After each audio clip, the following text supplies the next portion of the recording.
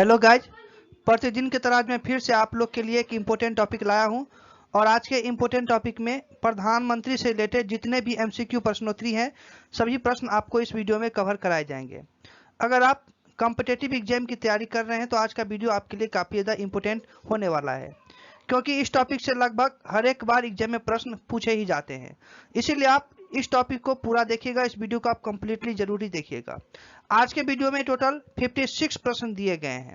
मैं आपको विश्वास दिलाता हूं कि आपके एग्जाम में इस वीडियो में जितने भी प्रश्न हैं उससे बाहर कुछ भी नहीं आएगा। तो वीडियो के लास्ट में आप मुझे कमेंट सेक्शन में जरूर बताइएगा कि आज के 56 प्रश्न में से आपने कितने प्रश्न का सही जवाब दिया है। आप इस वीडियो को प्रैक्टिस के नज़रिए से भी देख सकते हैं, रिवाइज के नज़रिए से भी देख सकते हैं, और आप चाहे तो इस टॉपिक को अच्छे से कवर भी कर सकते हैं। तो आइए बिना देरी किए हुए वीडियो को स्टार्ट करते हैं। और स्टार्ट करने से पहले मैं आप सभी को बता दूं कि अगर आप चैनल पर पहली बार आए हैं तो चैनल को सब्सक्राइब जरूर ही कर लीजिएगा। आइए आज के वीडियो का पहला प्रश्न देखते हैं। और आज का पहला प्रश्न है कि लगातार दूसरी बार प्रधानमंत्री पद पर आसीन होने वाले व्यक्ति कौन हैं। तो ये 4 ऑप्शन दिए गए हैं। तो ऑप्शन के मुताबिक तो इनमें से सभी जो हैं वो प्रधानमंत्री पद पर आसीन होने वाले व्यक्ति हैं। जवाहरलाल नेहरू भी जो हैं वो दूसरी बार प्रधानमंत्री बने हैं, इंदिरा गांधी भी, अटल बिहारी वाजपेयी भी। तो इसमें से राइट आंसर हो जाएगा इसका ऑप्शन नंबर डी, इनमें से सभी। दूसरा प्रश्न है कि भारत के प्रधानमंत्री, तो भारत के प्रधानमंत्री जो हैं वो नियुक्त होते हैं। तो ऑप्शन नंबर इसका ए ही राइट हो जाएगा। अगला प्रश्न है कि भारत के प्रधानमंत्री का पद जो है वो किसके द्वारा गठित होता है। तो भारत के प्रधानमंत्री का पद जो है वो संविधान द्वारा गठित होता है। इसका राइट आंसर हो जाएगा ऑप्शन नंबर ए। अगला 4 नंबर का प्रश्न है कि प्रधानमंत्री की नियुक्ति कौन करता है। ये प्रश्न देख लीजिएगा, इंपोर्टेंट प्रश्न है। तो राष्ट्रपति जी जो है वो प्रधानमंत्री की नियुक्ति करते हैं। तो इसका जो राइट आंसर होगा वो होगा ऑप्शन नंबर ए। 5 नंबर का प्रश्न है कि प्रधानमंत्री को उसके पद की गोपनीयता की शपथ कौन दिलवाता है। तो राष्ट्रपति जी ही प्रधानमंत्री को उसके पद की गोपनीयता की शपथ दिलवाते हैं। इसका भी right answer option number A ही हो जाएगा। यानी प्रधानमंत्री की नियुक्ति भी करते हैं राष्ट्रपति जी, और प्रधानमंत्री को उसके पद की गोपनीयता की शपथ भी दिलवाते हैं राष्ट्रपति जी। याद रखिएगा। अगला प्रश्न है कि समांतर प्रधानमंत्री, ये 4 ऑप्शन दिए गए हैं, इसमें से पढ़िए कि इसका सटीक राइट आंसर क्या होगा। तो इसका सटीक आंसर लग रहा है ऑप्शन नंबर सी। समांतर प्रधानमंत्री जो है वो लोकसभा के बहुमत दल का नेता होता है। ऑप्शन नंबर सी राइट हो जाएगा। अगला प्रश्न है कि भारत में 7 नंबर का प्रश्न देखिएगा। प्रश्न है कि भारत में एक व्यक्ति अधिक से अधिक कितनी बार प्रधानमंत्री पद पर नियुक्त हो सकता है। तो भारत में जो है वो कितनी भी बार एक व्यक्ति जो है प्रधानमंत्री पद पर नियुक्त हो सकता है। ये कोई लिमिट नहीं है कि 1 ही बार, 2 ही बार, 3 ही बार, चाहे जितने बार भी, अगर वो उसका बहुमत है, वो इलेक्शन में अगर जीते हैं तो कितने बार भी प्रधानमंत्री बन सकते हैं। तो ये 4 ऑप्शन में से इसका राइट आंसर हो जाएगा ऑप्शन नंबर डी, कितनी ही बार। अगला प्रश्न है कि भारत में शक्तियों का प्रमुख उभरता केंद्र है। तो इसका भी राइट आंसर होगा ऑप्शन नंबर सी। भारत में शक्तियों का प्रमुख उभरता केंद्र प्रधानमंत्री जी ही हैं। अगला प्रश्न है कि निम्नलिखित में से कौन लोकसभा का नेतृत्व करता है। इंपोर्टेंट प्रश्न है। तो इसका जो राइट आंसर होगा वो होगा option number D, sorry C. निम्नलिखित में से जो है वो प्रधानमंत्री जी ही लोकसभा का नेतृत्व करते हैं।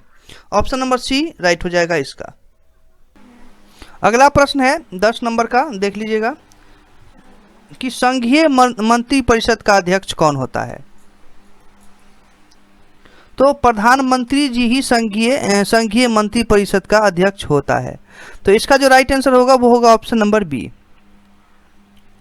अगला प्रश्न है 11 नंबर का, नीति आयोग का अध्यक्ष होता है। तो नीति आयोग के अध्यक्ष भी होते हैं प्रधानमंत्री जी। राइट आंसर हो जाएगा ऑप्शन नंबर सी।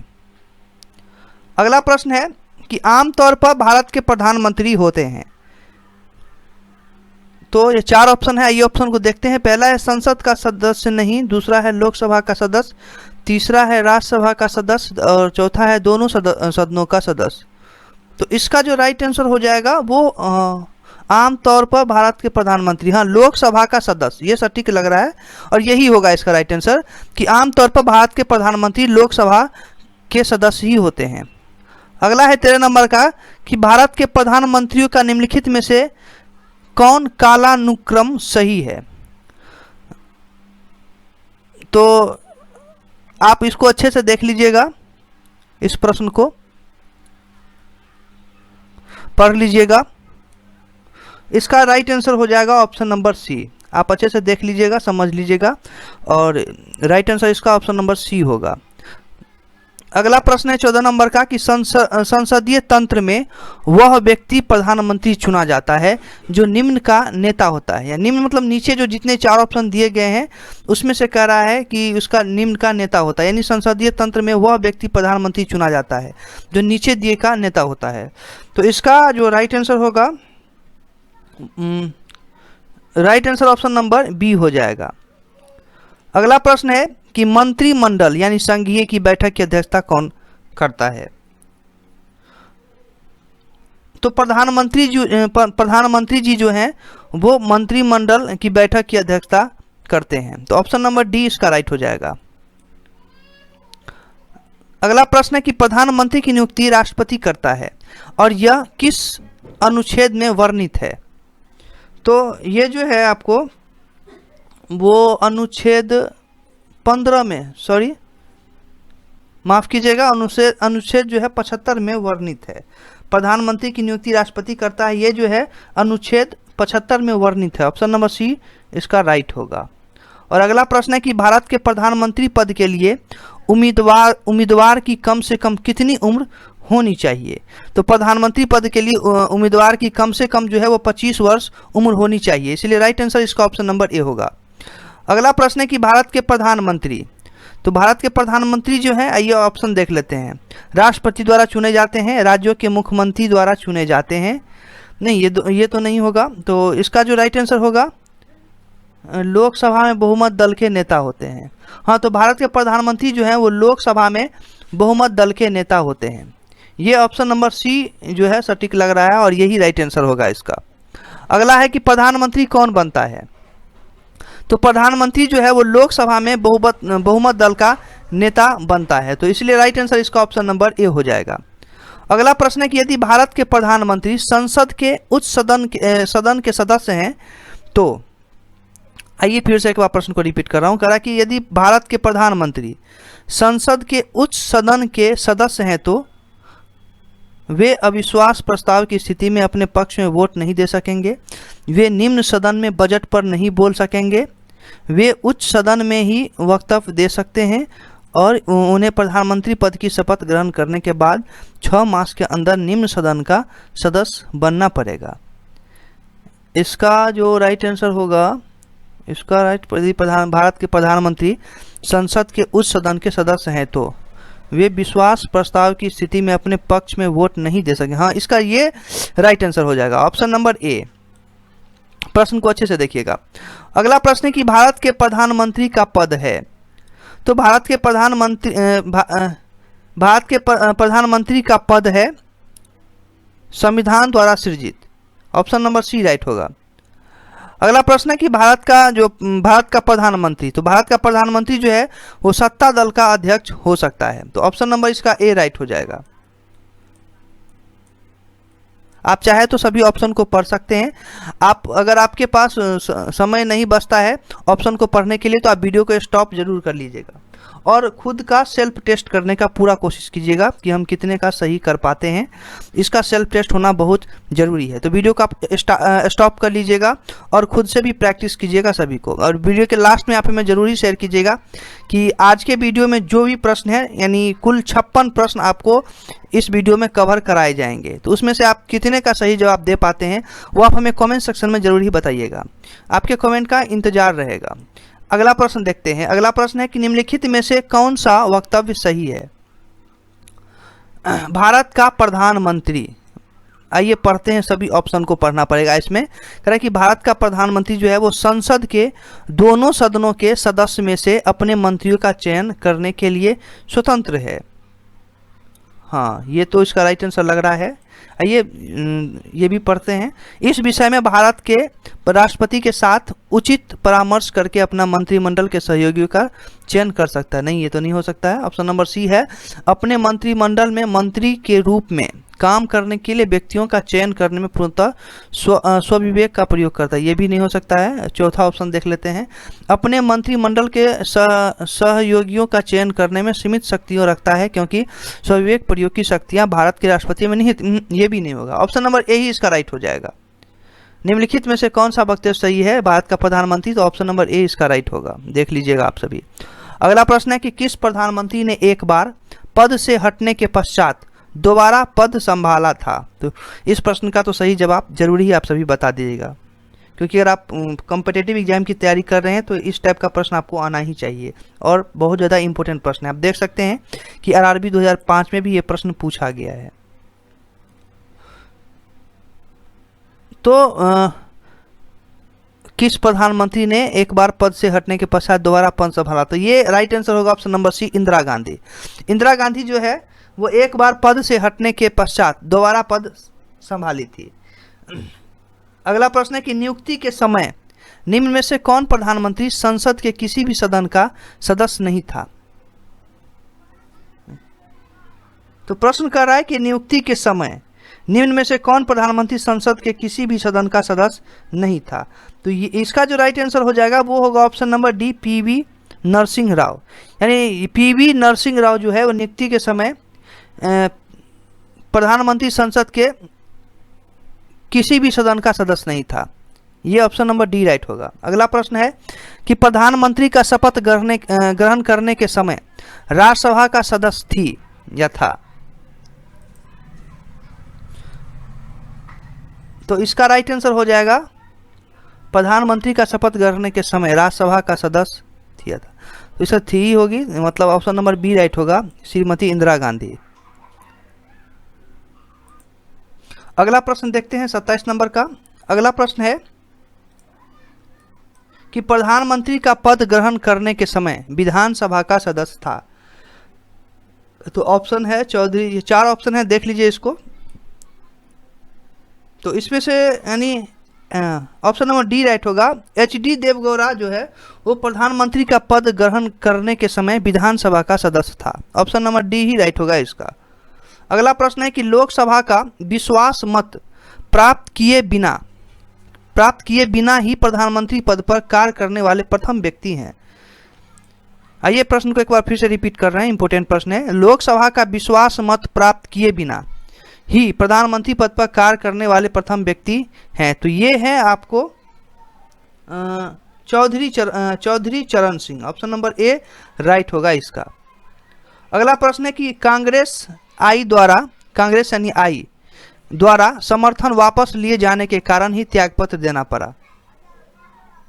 तो इस प्रश्न का राइट आंसर हो जाएगा ऑप्शन नंबर डी।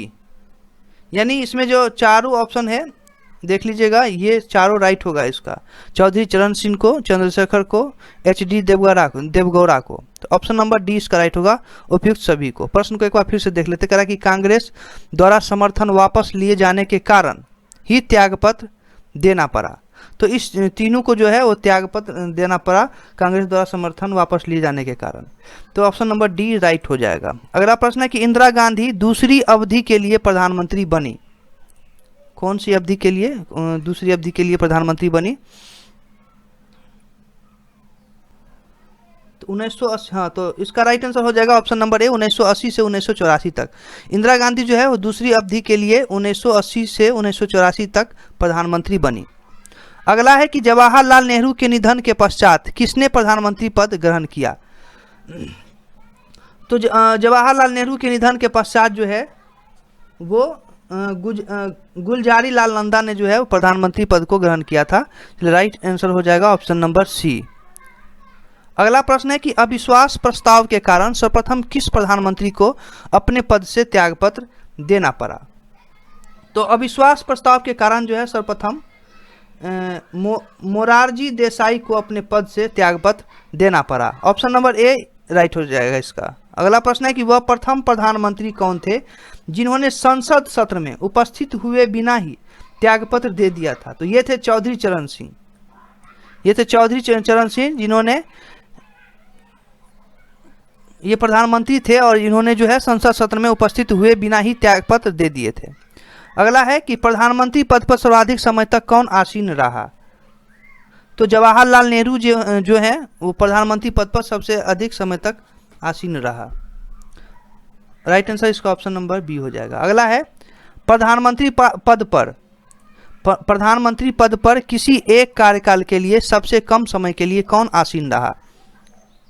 तो इसका राइट आंसर हो जाएगा ऑप्शन नंबर डी, अटल बिहारी वाजपेयी। अटल बिहारी वाजपेयी जी जो हैं वो प्रधानमंत्री पद पर किसी एक कार्यकाल के लिए सबसे कम समय के लिए आसीन रहे थे। अगला है कि निम्नलिखित में से किसने 2 बार कार्यकारी प्रधानमंत्री के रूप में पदभार ग्रहण किया। प्रश्न को अच्छे से देखिए, इसका राइट आंसर हो जाएगा ऑप्शन नंबर सी, गुलजारी लाल नंदा। अगला प्रश्न है कि प्रथम गैर कांग्रेसी प्रधानमंत्री बने। तो प्रथम गैर कांग्रेसी प्रधानमंत्री बने मोरारजी देसाई जी। ऑप्शन नंबर बी राइट हो जाएगा। अगला है सबसे अधिक उम्र में प्रधानमंत्री पद पर आसीन होने वाले व्यक्ति हैं, सबसे कम उम्र में। तो राजीव गांधी जो है वो सबसे कम उम्र में प्रधानमंत्री पद पर आसीन होने वाले व्यक्ति हैं, इसलिए राइट आंसर हो जाएगा इसका ऑप्शन नंबर ए राइट हो जाएगा इसका।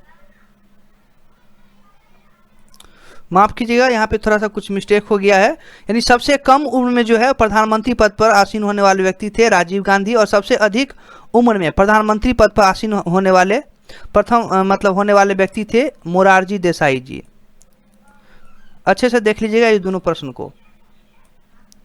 अगला प्रश्न है कि प्रधानमंत्री पद से पद त्याग करने वाले प्रथम व्यक्ति हैं।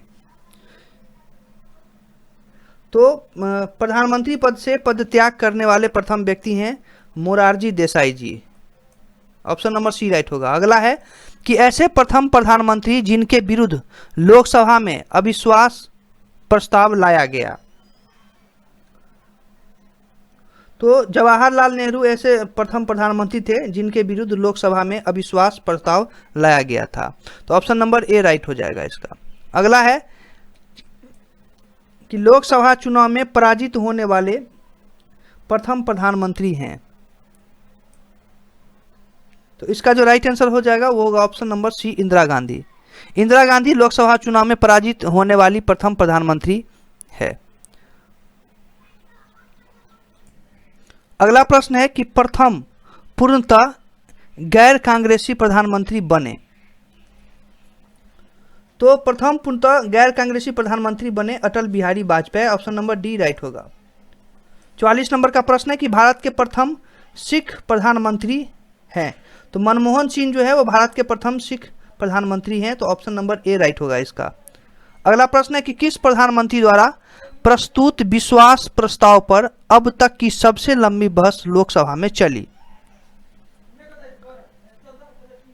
तो इसका राइट आंसर हो जाएगा ऑप्शन नंबर डी, अटल बिहारी वाजपेयी। यानी अटल बिहारी वाजपेयी जी जो है वो प्रधानमंत्री द्वारा प्रस्तुत विश्वास प्रस्ताव पर अब तक की सबसे लंबी बहस लोकसभा में चली थी। इस प्रश्न को अच्छे से याद रखिएगा कि अटल बिहारी वाजपेयी द्वारा जो है वो प्रस्तुत विश्वास प्रस्ताव पर अब तक की सबसे लंबी बहस लोकसभा में चली थी। अगला प्रश्न है कि अभी तक पद पर रहते हुए कितने प्रधानमंत्रियों की मृत्यु हुई है। ये काफ़ी ज़्यादा इम्पोर्टेंट प्रश्न है आपके एग्जाम के लिए। तो अभी तक जो है पद पर रहते हुए कुल 3 प्रधानमंत्रियों की मृत्यु हुई है। अगला प्रश्न है कि अब तक लोकसभा में प्रस्तुत अविश्वास प्रस्ताव सर्वाधिक बार किस प्रधानमंत्री की सरकार के खिलाफ रखे गए हैं। प्रश्न को एक बार फिर से रिपीट कर रहा हूं कि अब तक लोकसभा में प्रस्तुत अविश्वास प्रस्ताव सर्वाधिक बार किस प्रधानमंत्री की सरकार के खिलाफ रखे गए हैं। तो इसका राइट आंसर हो जाएगा option number C, Indira Gandhi. अगला प्रश्न है कि लोकसभा में विश्वास मत प्राप्त करने के पहले ही त्यागपत्र देने वाले प्रधानमंत्री हैं। तो इस प्रश्न का राइट आंसर हो जाएगा ऑप्शन नंबर सी। तो लोकसभा में विश्वास मत प्राप्त करने वाले के पहले ही त्यागपत्र देने वाले प्रधानमंत्री हैं चौधरी चरण सिंह, अटल बिहारी वाजपेयी। यानी इसमें से ये दोनों राइट आंसर हो जाएगा, ये भी होगा, ये भी होगा, इसलिए ऑप्शन नंबर इसका सी राइट होगा। अगला प्रश्न है कि लोकसभा में विश्वास मत प्राप्त करने में असफल रहने के कारण त्यागपत्र देने वाले प्रधानमंत्री हैं।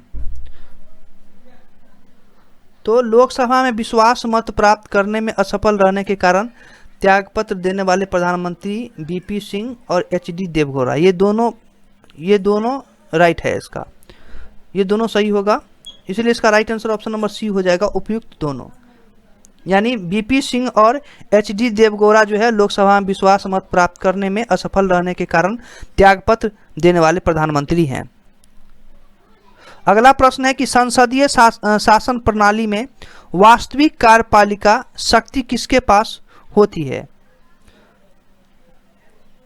तो मैं आप सभी को बता दूं कि संसदीय शासन प्रणाली में वास्तविक कार्यपालिका शक्ति जो है वो प्रधानमंत्री के पास होती है। ऑप्शन नंबर बी राइट होगा। अगला प्रश्न है कि भारतीय संविधान के अनुसार तथ्यात्मक संप्रभुता निवास करती है।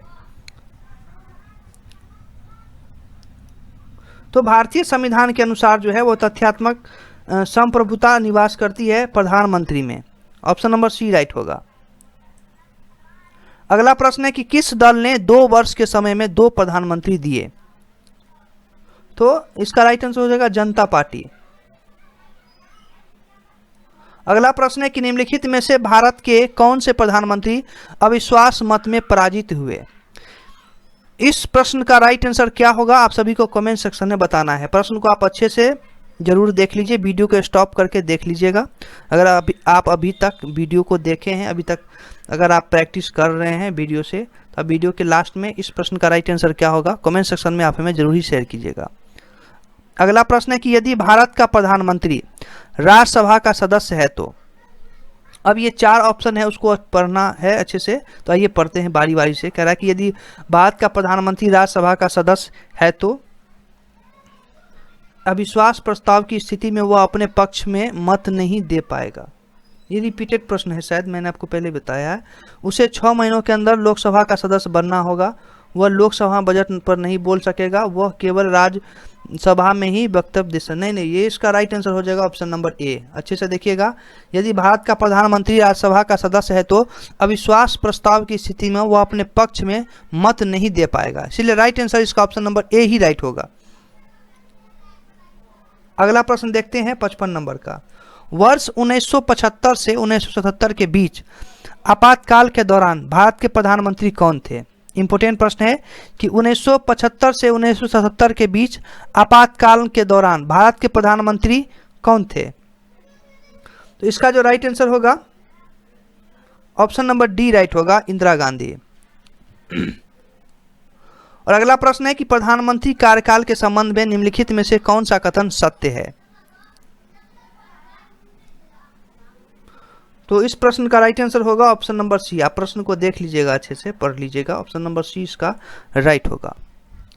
तो आज के वीडियो में कुल 56 प्रश्न थे। तो आपने 56 प्रश्न में से कितने का राइट जवाब दिया है? अगर आप सेल्फ प्रैक्टिस कर रहे हैं, तो अगर आप कॉम्पिटिटिव एग्जाम की तैयारी कर रहे हैं और अभी तक वीडियो में आए हैं, तो हमें ज़रूर बताइएगा कमेंट सेक्शन में कि आपने कितने का सही जवाब दिया है। तो आज के वीडियो में बस इतना ही, फिर मिलेंगे नेक्स्ट वीडियो में इसी तरह के मोस्ट इंपॉर्टेंट टॉपिक लेके। तब तक के लिए मैं गोविंद आप सभी से इजाज़त चाहता हूँ। वीडियो को देखने के लिए धन्यवाद।